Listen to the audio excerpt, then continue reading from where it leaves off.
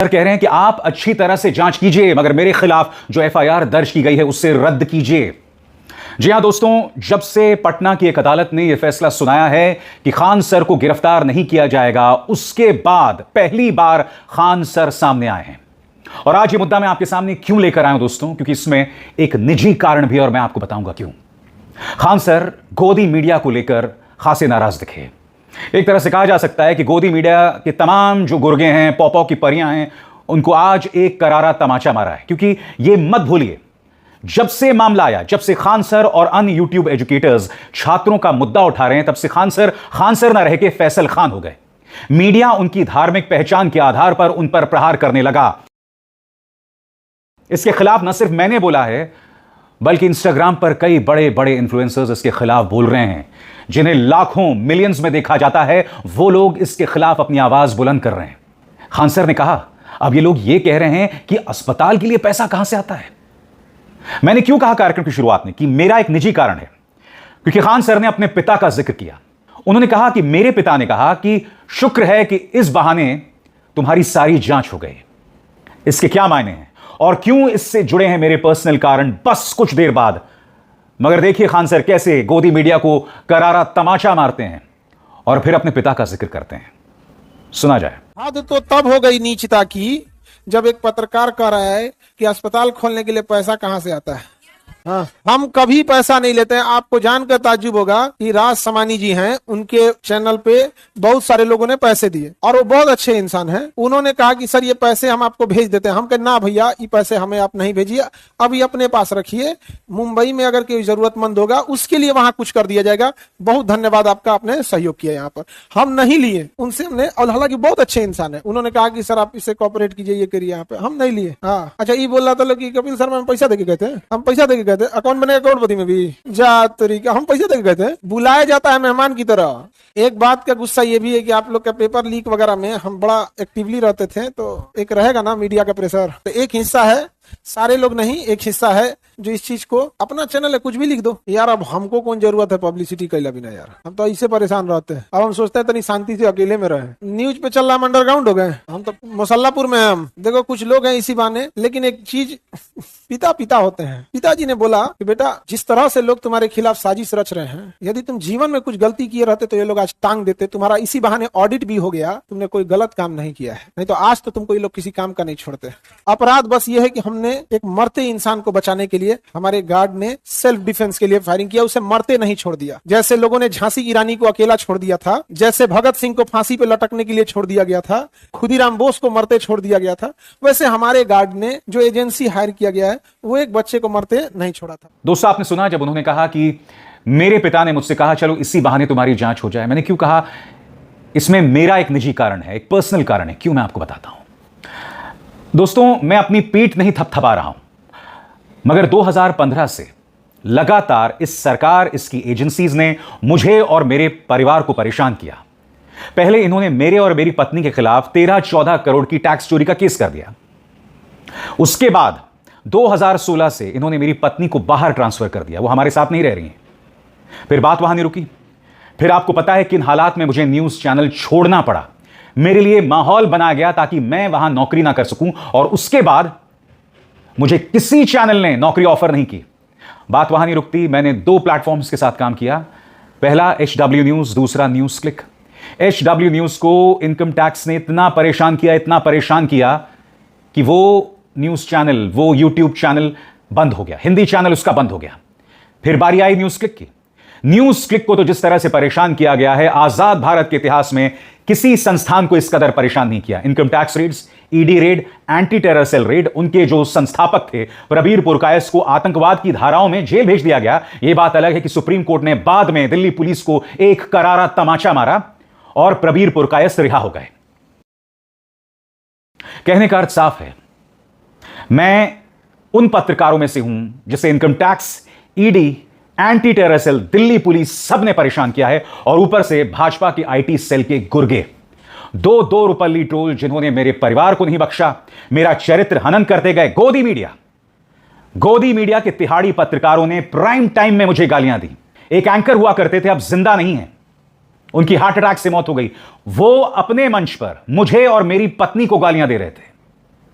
इस तरह की आजादी, इस तरह का फ्रीडम ऑफ एक्सप्रेशन था इन गोदी मीडिया के गुर्गों को, जिन्होंने मुझे इस तरह से टारगेट किया। इसलिए आज जब खान सर इस बात का जिक्र कर रहे हैं ना कि उनके पिता ने कहा चलो इसी बहाने तुम्हारी जांच हो गई, मेरी जांच तो 2015 से हो रही है दोस्तों, और आज सत्ता से सवाल पूछने वाले जितने भी पत्रकार हैं, जितना परेशान शायद मुझको किया गया है किसी को नहीं किया गया होगा। और परेशान क्यों किया गया दोस्तों? क्योंकि शायद मैं इकलौता पत्रकार हूं जिनकी पत्नी गवर्नमेंट में है, लिहाजा उन्हें लगा कि भाई गवर्नमेंट में काम करने वाले एक मुलाजिम को परेशान करके, इसके अलावा मेरे संस्थानों पर दबिश डाल के मुझे झुकाया जा सकता है, मगर उसकी कोई गुंजाइश नहीं है।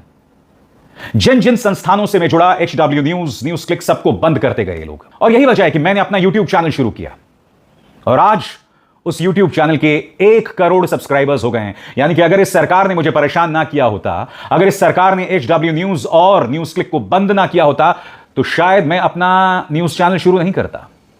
उसी डर से मैंने अपना YouTube चैनल शुरू किया और आज इस मंच के जरिए बेबाकी से मैं आपका मुद्दा उठाता हूं और सरकार से सवाल करता रहता हूं, और पीछे हटने का तो कोई सवाल ही नहीं पैदा होता। और अब एक जरूरी संदेश, सच के इस सफर में मेरा साथी बनिए, मेरा चैनल ज्वाइन कीजिए और इनमें से एक विकल्प, एक ऑप्शन चुनिए।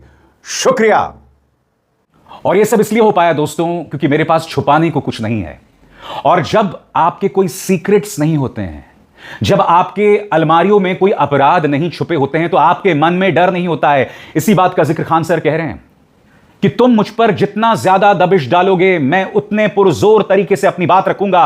और इसलिए खान सर ने कहा है कि मौसम बिगड़ने वाला है। सुनिए उन्होंने क्या कहा।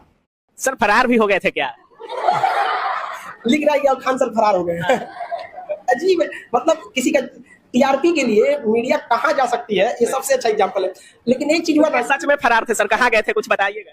जितना टॉर्चर करेगा लोग, जितना टॉर्चर करेगा उससे ज्यादा उनको करके दिखा देंगे यहाँ पर। अच्छा। ये जितना टॉर्चर करेगा मेरे लिए मोटिवेशन होता है यहाँ पे। अच्छा। पूरी इंडिया में जितने रिलेटिव हैं, जान पहचान वाले हैं, कई लोग फोन कर रहे हैं, क्या हो गया, हम पे अब होने वाला है। अच्छा, कुर्सी की पेटी बांध लीजिए। अच्छा। मौसम बिगड़ने वाला है। और आखिर क्या दुश्मनी थी खान सर से कि पूरे नेशनल मीडिया छाप दिया गया कि खान सर की कोचिंग बंद? क्या दुश्मनी थी हमारे से, और हम किसका क्या रख लिए? आपके अनुसार क्या हो सकती है? मीडिया के साथ हमेशा से सर पंगा रहता है। कभी आप बोल देते हैं कि मीडिया खुद को देख लो 159वें रैंक पर चली गई है। आपके यहाँ इंटरव्यू भी लेने आते हैं लोग, तो आप बोलते हैं कि इंटरव्यू लीजिए, इंट्रोगेट मत कीजिए। देखिए, जैसन देवता वैसन पूजा। आपको क्यों लगता है दोस्तों खान सर ये सवाल क्यों उठा रहे हैं, और आपको क्यों लगता है कि मैं उनके पक्ष में क्यों बोल रहा हूं? सबसे पहली बात, खान सर विद्यार्थियों के पक्ष में बोलते रहते हैं। मैं उनकी सभी बातों से सहमत नहीं हूं। इसके अलावा उन्होंने अस्पताल शुरू किया है जिसके जरिए गरीबों की मदद होती है, सस्ता इलाज होता है। इसके अलावा उनके संस्थानों, उनके YouTube चैनल्स के जरिए कई गरीबों का भला हुआ है, और आप इस शख्स को टारगेट कर रहे हैं। बड़ा सवाल, क्या खान सर को टारगेट करने की वजह यह है कि उन्होंने गोदी मीडिया की पौपौ की परियों को आईना दिखाया? सबसे बड़ी बात, आपने इस बात को महसूस किया, इसी मंच पर मैंने आपको बताया था कि आज तक की उस महिला पत्रकार ने जब व्लादिमीर पुतिन का इंटरव्यू किया था, उसके बाद खान सर ने उसे कटघरे में खड़ा किया था, उसे आईना दिखाया था, और फिर बौखलाकर वो प्राइम टाइम में आती हैं और सारे YouTube एजुकेटर्स को 2 कौड़ी का बताती हैं। इसका मतलब क्या हुआ? ये लोग अपने निजी कारणों से किसी पर अटैक करना शुरू कर देते हैं। बताइए, सबसे बड़ी बात दोस्तों, इन लोगों ने मेरे परिवार को टारगेट किया, मगर मैं जब भी भाजपा की आलोचना करता हूं, इस सरकार की आलोचना करता हूं, तथ्यों पे बात करता हूं, फैक्ट्स पे बात करता हूं। क्योंकि अगर फैक्ट्स पर बात ना कर रहा होता, अगर झूठ बोल रहा होता, अगर गलत बयानी कर रहा होता, तो यह सरकार मेरे खिलाफ एक्शन लेती। आज तक मैंने इन्हें कोई मौका नहीं दिया है मेरे खिलाफ एक्शन लेने का। अदालतों में इन्होंने जितने भी मेरे खिलाफ केसेस किए हैं, वो सब हार गए ये लोग। क्यों? क्योंकि सच मेरे साथ में है, और यही वजह है कि खान सर इनसे नहीं डर रहे हैं। बहरहाल, मैं आपको बतलाना चाहता हूं आज अदालत में क्या हुआ, वो भी अब मैं आपको आसान भाषा में समझाना चाहता हूं आपकी स्क्रीन पर। खान सर के मामले में आज बुधवार को हाईकोर्ट में सुनवाई हुई। अदालत ने आर्म्स एक्ट और हत्या के प्रयास की धाराओं में दर्ज केस के मामले में बिहार सरकार से जवाब तलब कर लिया है। आज खान सर पर दर्ज एफआईआर के मामले में हाईकोर्ट में सुनवाई हुई। कोर्ट ने सरकार से 4 हफ्तों के भीतर जवाब मांगा है। खान सर की ओर से क्रिमिनल रिट याचिका दायर की गई है। इस याचिका में कोचिंग को फिर से खोलने और पुलिस को अच्छे ढंग से जांच करने और एफआईआर रद्द करने की बात कही गई है। खान सर खुद कह रहे हैं कि भाई आप अच्छे से जांच कीजिए। स्वाभाविक सी बात है, इस व्यक्ति को किसी बात का डर नहीं है। आगे, मामले की सुनवाई के दौरान याचिकाकर्ता खान सर की ओर से अदालत को बताया गया कि दर्ज एफआईआर निराधार है और इससे उनकी शैक्षणिक गतिविधियां प्रभावित हो रही हैं। साथ ही कोचिंग संस्थान को दोबारा खोलने की अनुमति देने की भी मांग की गई है। 4 हफ्ते में जवाब दाखिल करने का निर्देश। दोनों पक्षों की शुरुआती दलील सुनने के बाद पटना हाईकोर्ट ने बिहार सरकार को नोटिस जारी करते हुए 4 हफ्ते के भीतर विस्तृत यानी डिटेल्ड जवाब दाखिल करने का निर्देश दिया है। अदालत ने कहा है कि सरकार का पक्ष आने के बाद मामले पर आगे विचार किया जाएगा। हाईकोर्ट के इस आदेश के बाद अब सभी की नजर बिहार सरकार के जवाब और अगली सुनवाई पर टिकी हुई है। मगर मामला यहां खत्म नहीं होने वाला है, क्योंकि खान सर ने कुछ कमजोर रग पर हाथ रख दिया है, और वो है इस सरकार का एक हथियार। वो एक पुरानी कहानी थी ना दोस्तों, राक्षस की जान तोते में। गोदी मीडिया भारतीय जनता पार्टी का तोता है, उनको दबाइएगा तो बहुत कुछ होगा। ये जो तमाम पापा की परियां हैं ना, इनके बारे में थोड़ी पड़ताल कीजिए। आज की तारीख में ये लोग प्राइम टाइम में न सिर्फ जहर उगलते हैं, बल्कि भारतीय जनता पार्टी की खुलकर सेवा करते हैं। और इसके अलावा समानांतर तौर पर इन्होंने अपने ऐसे कई बिजनेसेस शुरू किए हैं, अगर जिनकी जांच शुरू हो जाए तो इनकी लेने के देने पड़ जाएंगे। मैंने आपको इसी मंच पर कई बार बताया है कि एक पौपौ की परी एक बार जहांगीरपुरी पहुंच गई थी, जहां बुलडोजर के जरिए मकान गिराए जा रहे थे। क्यों पहुंच गई थी? क्योंकि उनके पति का ट्रांसफर नॉर्थ ईस्ट में कर दिया गया था। उसे रोकने के लिए वो पहुंच गई जहांगीरपुरी और वहां पर अनाप शनाप सरकार के पक्ष में बोलने लग गई, जबकि सुप्रीम कोर्ट का आदेश आ गया था कि रोकिए इस बुलडोजर को। वहां खड़े लोग पौपौ की इस परी को बता रहे थे कि सुप्रीम कोर्ट के आदेश के बारे में तो कुछ कहिए, मगर उनका मकसद था किसी तरह से अपने पति का ट्रांसफर रुकवाना। यह हकीकत है दोस्तों, और इसके अलावा कुछ नहीं। यह पत्रकारिता की हकीकत, यह इंसानियत, और जाहिर सी बात है ये लोग सरकार के सामने इसलिए झुकते हैं क्योंकि इनके पास छुपाने को बहुत है।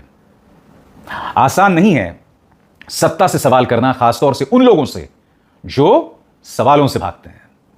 अब इसार शर्मा को दीजिए इजाजत। नमस्कार।